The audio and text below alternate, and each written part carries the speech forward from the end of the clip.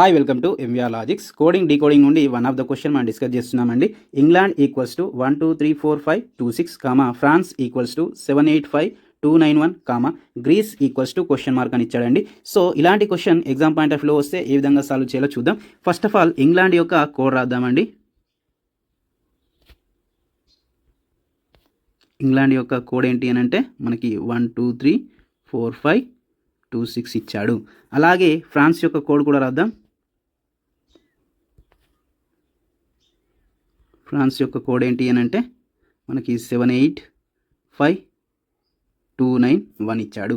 So మనకి ఇక్కడ grace యొక్క కోడ్ని ఫైండ్ అవుట్ చేయమంటున్నాడండి. ఏంటి ఫైండ్ అవుట్ చేయమంటున్నాడు? గ్రీస్ యొక్క కోడ్ని ఫైండ్ అవుట్ చేయమంటున్నాడు.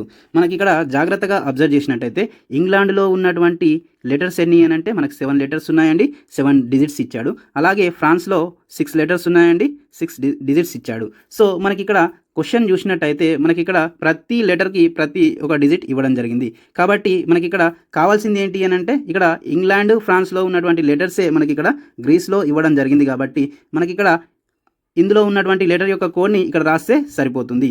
సో ఫస్ట్ ఆఫ్ ఆల్ మనకి ఇక్కడ ఈ యొక్క కోడ్ ఫైండ్ అవుట్ చేద్దామండి. ఇక్కడ ఈ యొక్క కోడ్ ఏంటి అని అంటే మనకి ఇక్కడ ఇంగ్లాండ్లో ఫస్ట్ లెటర్ ఉంది, ఇక్కడ ఫస్ట్ డిజిట్ 1 ఉంది.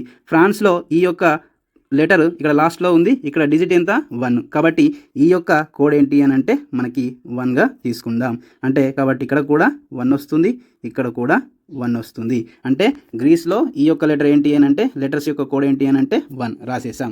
తర్వాత మనకి ఇక్కడ సి యొక్క కోడ్ రాద్దామండి. సి యొక్క కోడ్ ఏంటి అని అంటే ఇక్కడ ఫ్రాన్స్లో మనకి ఇక్కడ చూసినట్టయితే లాస్ట్ సెకండ్ డిజిట్ ఏంటి, సెకండ్ లెటర్ ఏంటి అని అంటే సి ఉంది. ఇక్కడ డిజిట్ చూసినట్టయితే మనకి ఇక్కడ 9 ఉందండి. అంటే మనకి సి యొక్క కోడ్ ఏంటి అని అంటే మనకి ఏంటి రాసుకోవచ్చు, 9 రాసుకోవచ్చు. సో అలాగే మనకి ఇక్కడ ఆర్ యొక్క కోడ్ రాద్దాము అని అంటే మనకి ఇక్కడ ఫ్రాన్స్లో సెకండ్ లెటర్ ఏంటి అని అంటే మనకి ఇక్కడ ఆర్ ఉంది. ఇక్కడ కూడా చూసినట్టయితే ఇక్కడ డిజిట్ ఎంత అని అంటే 8 ఉంది. ఆర్ యొక్క పొజిషన్లో మనకి 8 ఉంది. కాబట్టి మనకి ఇక్కడ ఆర్ యొక్క కోడ్ ఏంటి అని అంటే మనకి 8గా రాసుకోవచ్చు.